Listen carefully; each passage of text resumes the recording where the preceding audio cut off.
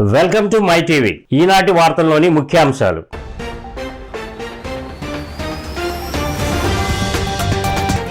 మంగళగిరి ప్రజల కోసం ఏర్పాటు చేసిన ప్రజా దర్బార్కు రాష్ట్రం నలుమూలల నుంచి పోటెత్తుతున్న ప్రజలు సమస్యల పరిష్కారం కోసం కృషి చేస్తామన్న మంత్రి లోకేష్.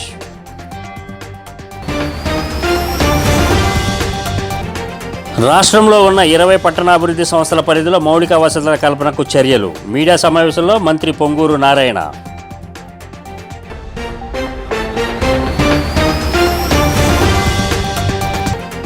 వైఎస్ఆర్ కాంగ్రెస్ పార్టీ అధినేత జగన్ను కలిసిన పార్టీ నేతలు భవిష్యత్ కార్యాచరణపై దిశానిర్దేశం చేసిన మాజీ సీఎం.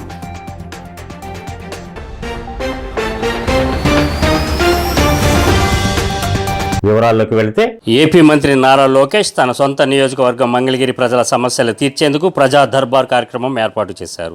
ప్రతిరోజు తప్పనిసరిగా కొంత సమయం కేటాయించి వందలాది మంది నుంచి వినతులు స్వీకరిస్తున్నారు. అయితే తమ ప్రజా దర్బార్ కార్యక్రమానికి ఇతర ప్రాంతాల వారు కూడా పోటెత్తుతున్నారని నారా లోకేష్ వెల్లడించారు. తొలుత మంగళగిరి ప్రజల కోసమని ప్రజా దర్బార్ మొదలుపెట్టామని, అయితే ఇప్పుడు ప్రజా దర్బార్కు రాష్ట్ర నలుమూలల నుంచి కూడా వినతులు వెల్లువెత్తుతున్నాయన్నారు.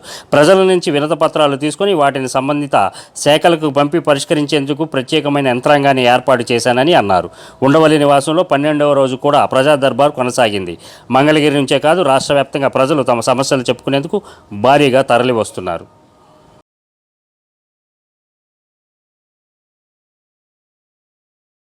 రాష్ట్రంలో ఉన్న 20 పట్టణాభివృద్ధి సంస్థల పరిధిలో మౌలిక వసతులను మెరుగుపరిచేందుకు పటిష్టమైన చర్యలు తీసుకుంటున్నట్లు రాష్ట్ర పురపాలక మరియు పట్టణాభివృద్ధి శాఖ మంత్రి పొంగూరు నారాయణ తెలిపారు. రాష్ట్ర సచివాలయం పబ్లిసిటీ సెల్లో ఆయన పాత్రికేయులతో మాట్లాడుతూ ఈ మేరకు సంబంధిత సంస్థల అధికారులతో నేడు సమీక్ష నిర్వహించి వాటి ఆర్థిక స్థితిగతులు, మౌలిక వసతుల మెరుగుకు తీసుకుంటున్న చర్యలను సమీక్షించడం జరిగిందని తెలిపారు. రాష్ట్ర వ్యాప్తంగా 123 పట్టణ స్థానిక సంస్థలు ఉన్నాయని, వీటిలో మండపేట మున్సిపాలిటీ మినహా మిగిలిన 122 పట్టణ స్థానిక సంస్థలు పట్టణ అభివృద్ధి సంస్థల పరిధిలో వస్తున్నాయని, ఇవి అన్ని రాష్ట్రాల విస్తీర్ణంలో 85% మేర విస్తరించి ఉన్నట్లు తెలిపారు. రాష్ట్రంలో ఒక సిఆర్డీఏ మరియు 20 పట్టణాభివృద్ధి సంస్థలు ఉన్నాయని, వాటి పరిధిలో ఉండే లేఅవుట్లలో విద్యుత్తు, రోడ్లు, త్రాగునీరు, పార్కులు, మురుగునీటి పారుదల వ్యవస్థలు ఏర్పాటు చేయడమే ప్రధాన లక్ష్యంగా ఈ సంస్థలను ఏర్పాటు చేయడం జరిగిందని తెలిపారు. అయితే ఆయా సంస్థల నిధులను కూడా గత ప్రభుత్వం డైవర్ట్ చేసి పలు రకాలుగా వినియోగించుకోవడం వల్లే లేఅవుట్లలో మౌలిక వసతులు మెరుగు కాకపోవడమే కాకుండా ఆయా సంస్థలు నిర్వీర్యమయ్యే దశకు చేరుకున్నాయని అన్నారు.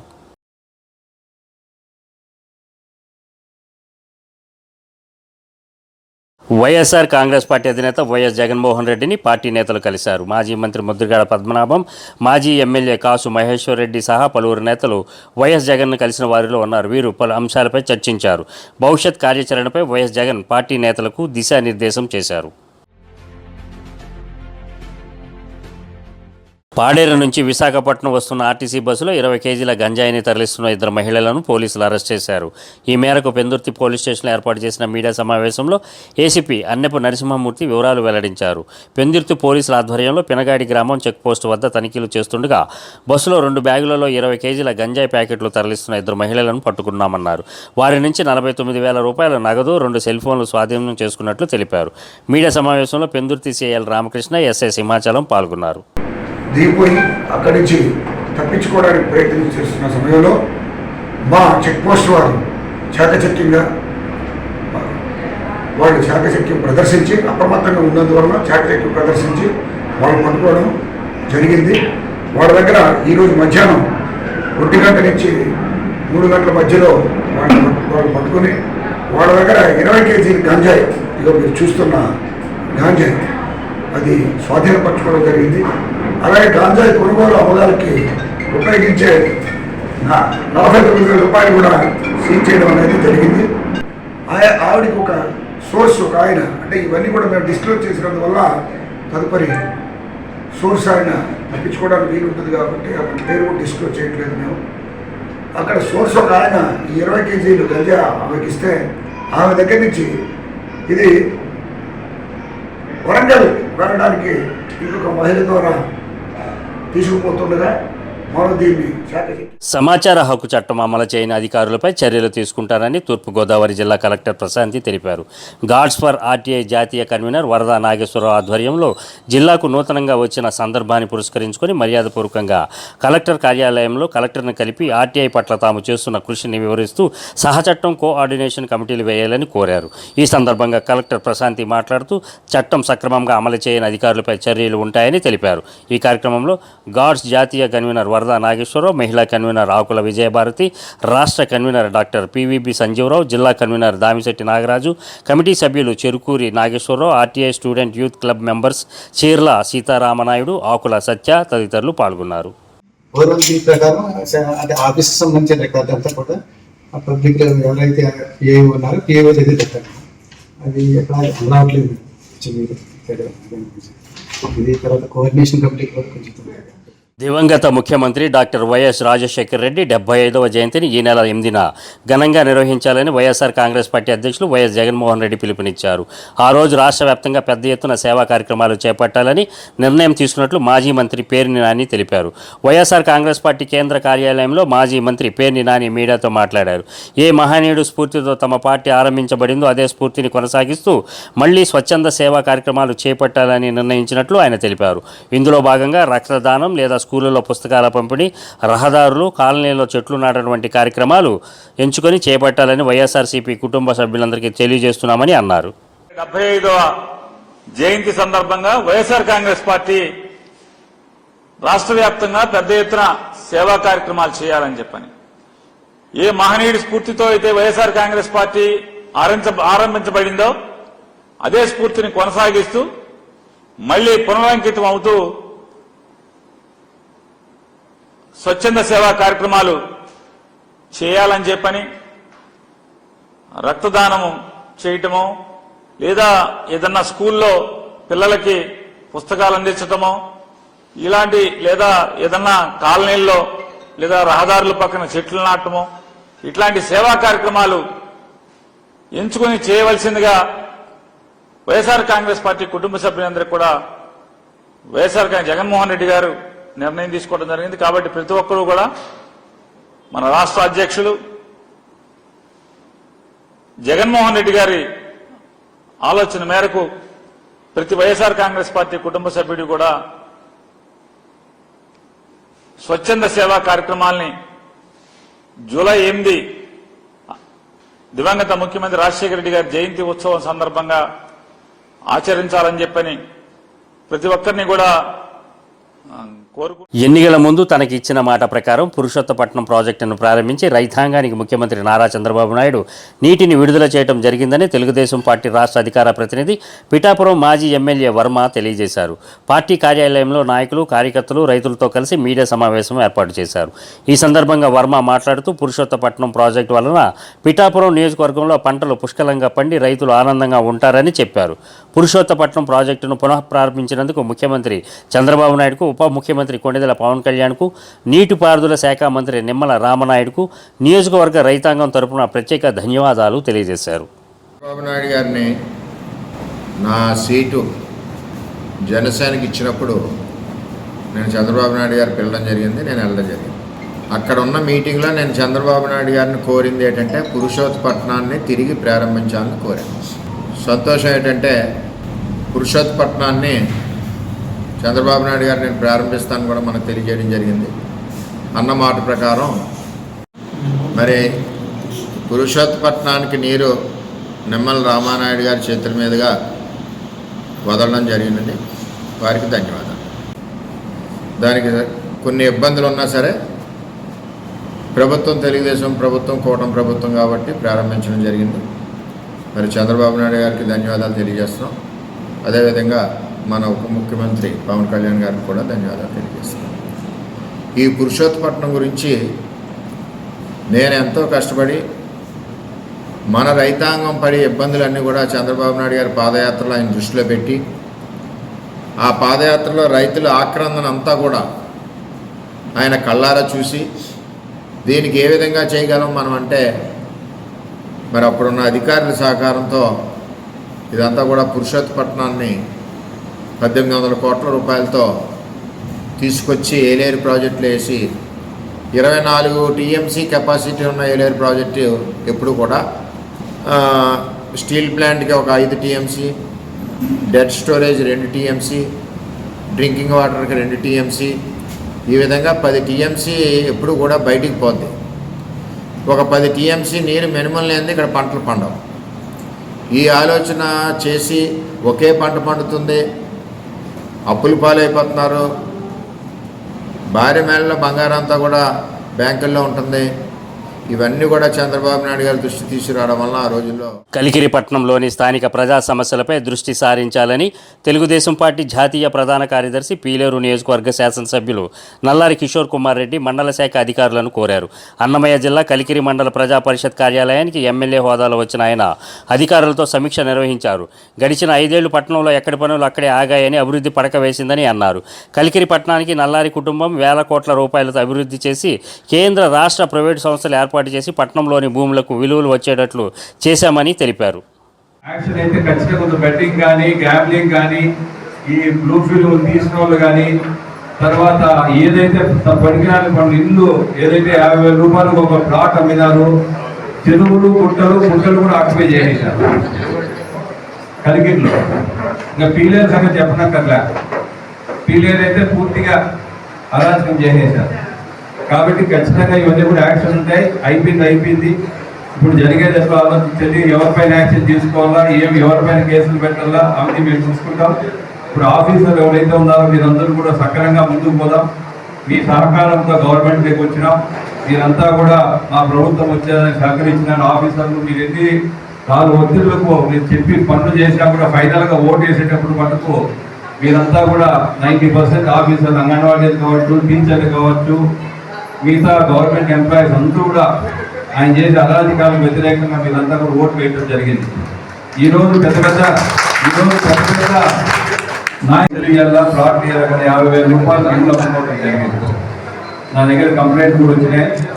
ఎవరు 50,000 రూపాయలు తీసుకొని ఇల్లు ఇచ్చినారు, ప్లాట్ ఇచ్చినారు కలికిరిలో అనేది నా దగ్గర కంప్లైంట్ కూడా ఉంది. కేసు రిజిస్టర్ చేసి దగ్గర యాక్షన్ కూడా తీసుకుంటాం. మంచితనానికి మారుపేరుగా వంగవీటి మోహన్ రంగా నిలిచారని భాజపా జాతీయ నేత జీవీఎల్ నరసింహారావు అన్నారు. రంగా జయంతి కార్యక్రమం గాజువాక 72వ వార్డు సండ్రానివానిపాలెంలో ఘనంగా నిర్వహించారు. నియోజకవర్గ బీజేపీ కన్వీనర్ కన్నంరెడ్డి నరసింహరావుతో కలిసి ఆయన పాల్గొన్నారు. ముందుగా రంగా విగ్రహానికి పూలమాలలు వేసి నివాళులర్పించారు. ఈ సందర్భంగా నేతలు రంగా గొప్పతనాన్ని వివరించారు. ఈ కార్యక్రమంలో వార్డు కార్పొరేటర్ ఏజే స్టాలిన్, కాపు యువత నాయకుడు కొసిరెడ్డి గణేష్, కంటంరెడ్డి మనోజ్, భార్గవ్, బోండా ఎల్లాజీ, గూటూరు శంకర్రావు, నాగేశ్వరరావు తదితరులు పాల్గొన్నారు. అంతకుముందు పేదలకు వస్త్రాలు పంపిణీ చేశారు. ఇక్కడ ఏర్పాటు చేసిన వైద్య శిబిరాన్ని జీవీఎల్ ప్రారంభించారు. ఆయన ఏదో ఒక కాపు కులానికి చెందిన వ్యక్తి కాదు, అన్ని ఒక కాపుకే కాదు, బడుగు బలహీన వర్గాల కోసం, ఎస్సీ ఎస్టీల కోసం, వెనుకబడిన తరగతుల కోసం నిరంతరం పనిచేసేవారు. అందుకే ఆయన అంటే నేటికి కూడా ప్రజల్లో అంత ఆదరణ ఉంది. ఇటీవలే ఆయన యొక్క కుమారులు శ్రీ రాధా గారు మొన్న ఎలక్షన్స్ కి జనసేన, బీజేపీ, టీడీపీ, ఎన్డీఏ కూటమి తరఫున రాష్ట్ర వ్యాప్తంగా తిరిగి ఈ రోజు ఎన్డీఏ కూటమి అధికారంలో రావడం కోసం ఆయన ఎంతో కృషి చేశారు. ఇక్కడ కూడా గాజువాక్ కూడా రావడం జరిగింది. ఆ మీటింగ్ మేమంతా అటెండ్ అయ్యాం. దేశ రాజకీయ చరిత్రలో కేవలం ఆంధ్రప్రదేశ్ లో కాదు, దేశ రాజకీయ చరిత్రలో ఏ నాయకుడు కూడా కేవలం 3.5 సంవత్సరాలు ఒక ఎమ్మెల్యేగా సేవలు అందించి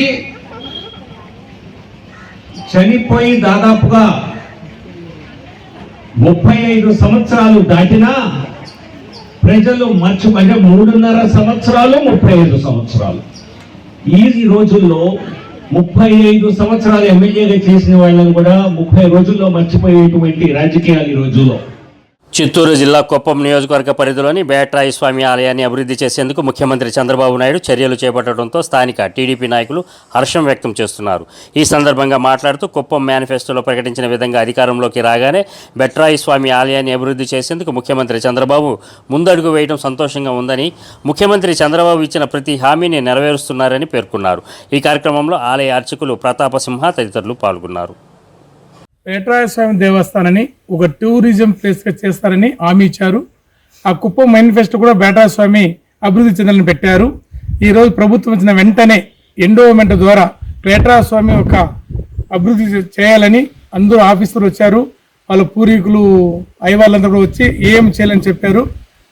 చెప్పినాక వాళ్ళన్నీ రాసుకొని పోయినారు. తొందరలో వర్క్ కూడా స్టార్ట్ చేస్తారు. ఇంకోటి ఏమంటే కొండ మీద వస్తువు లీడ్ అండ్ లిఫ్ట్ అంటే దానికి చాలా కష్టంగా ఉంది కాబట్టి లిఫ్ట్ ఏర్పాటు చేసుకుంటామని కూడా వాళ్ళు చెప్పారు. లిఫ్ట్లోనే మార్గంలోనే తీసుకెళ్లాలని వాళ్ళు ప్లాన్ చేస్తూ ఉన్నారు. అన్నీను కూడా కొత్తగా ప్రాకారం పెంచుతూ పాకశాల సపరేట్గా, ఆస్థాన మండపం సపరేట్గా, వాహన మండపం సపరేట్గా, వెనక కళ్యాణగట్టు పైనే పెట్టేనట్టు దానికి కూడా మాట్లాడినాము.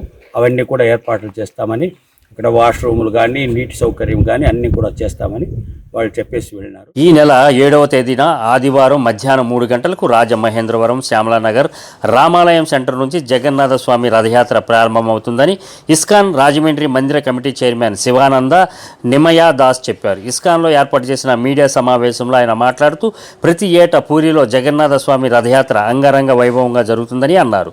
ఇస్కాన్ మందిరంలో కూడా జగన్నాథ స్వామి కొలువై ఇక్కడ ప్రతి ఏటా రథయాత్ర నిర్వహిస్తున్నామని గుర్తు చేశారు. సాధారణంగా రథయాత్ర అంటే ఉత్సవమూర్తులను ఊరేగిస్తారని, అయితే జగన్నాథ స్వామి రథయాత్రలో మూల విరాట్ను ఉంచుతారని ఆయన చెప్పారు. మందిరానికి రాని వాళ్ల కోసం స్వామివారే స్వయంగా బయటకు వచ్చి దర్శన భాగ్యం కల్పించడమే జగన్నాథ రథయాత్ర ప్రత్యేకతగా శివానంద నిమయా దాస్ చెప్పారు. ISKCON Andhra Pradesh zonal secretary Revathi Raman Prabhuji ముఖ్య అతిథిగా పాల్గొని రథయాత్ర ప్రారంభిస్తారని తెలిపారు. కీర్తనలు, భజనుల నడుమ శ్రీ జగన్నాథ, బలదేవ, సుభద్రాల విగ్రహాలను రథంలో ఉంచుతామని ఇస్కాన్ స్వామీజీలు ముఖ్య అతిథుల సందేశాలు ఉంటాయని తెలిపారు. కమిటీ సభ్యులు రవీంద్ర చైతన్య దాస్, శ్యామాంగ శ్రీనివాస్ దాస్, హేమ నిమయా దాస్ పాల్గొన్నారు. శ్రీ జగన్నాథ స్వామికి కషాయాన్ని కొన్ని మూలికలతో తయారైనటువంటి పదార్థాలను నివేదించి తర్వాత ఈ యొక్క జూలై 7వ తారీఖు ఆషాఢ శుద్ధ విధియ రోజు మనకి జగన్నాథ స్వామిని రథోత్సవంలో అంగరంగ వైభవంగా ఆయన్ని ఊరేగిస్తారన్నమాట. స్వామి చాలా రోజుల తర్వాత విశ్రాంతి తీసుకుని రథం మీదకి వచ్చి ఆయన శ్రీ జగన్నాథ స్వామి రథాన్ని అధిరోహించి భక్తులందరినీ అనుగ్రహిస్తారు. సో శ్రీ జగన్నాథ స్వామి ఆయన భక్తులందరినీ అనుగ్రహించేటువంటి విధానం చాలా అద్భుతంగా ఉంటుంది. ఎందుకు అంటే పూరీ క్షేత్రంలో జగన్నాథ స్వామిని దర్శించడానికి పాశ్చాత్యులు, విదేశీయులు ఎవరిని కూడా అనుమతించరు. ఇస్కాన్ సంస్థాపకాచార్యులైనటువంటి పూజ్యశ్రీ ఏషి భక్తి వేదాంత స్వామి శిల ప్రభుపాదుల వారి యొక్క శిష్యుల్ని కూడా వారు అనుమతించలేదు. అలాగే పెద్దలు, ప్రముఖుల్ని కూడా అనుమతించలేదు. వాళ్ళందరూ ఎదురు చూసేటువంటిది ఏమిటి అంటే జగన్నాథ స్వామి ఎప్పుడు బయటకు వస్తారు, అప్పుడు ఆయన దర్శించి ఆడు పరవశించిపోవడానికి భక్తులు సిద్ధంగా ఉంటారనమాట. సో మనకి ఈ జగన్నాథ స్వామి వారి యొక్క అనుగ్రహాన్ని ఇస్కాన్ సంస్థాపకాచార్యులు బ్రహ్మ పూజ్యశ్రీ ఏషి భక్తి వేదాంత స్వామి శిల ప్రభుపాదుల వారు ప్రపంచ దేశాల్లో ఆయన బాల్యం నుంచి కూడా ఈ యొక్క జగన్నాథ రథయాత్రలు నిర్వహిస్తూ. ముఖ్యాంశాలు మరోసారి.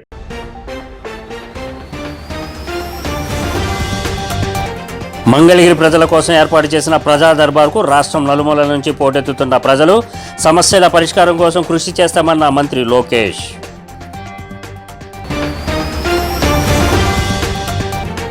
రాష్ట్రంలో ఉన్న 20 పట్టణాభివృద్ధి సంస్థల పరిధిలో మౌలిక వసతుల కల్పనకు చర్యలు. మీడియా సమావేశంలో మంత్రి పొంగూరు నారాయణ.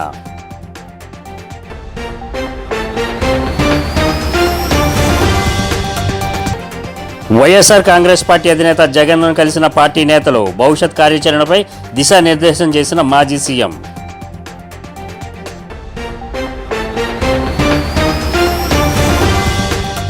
ఈ వార్తలు ఇంతటితో సమాప్తం. మరో బులెటిన్లో మరలా కలుద్దాం. అంతవరకు సెలవు, నమస్కారం.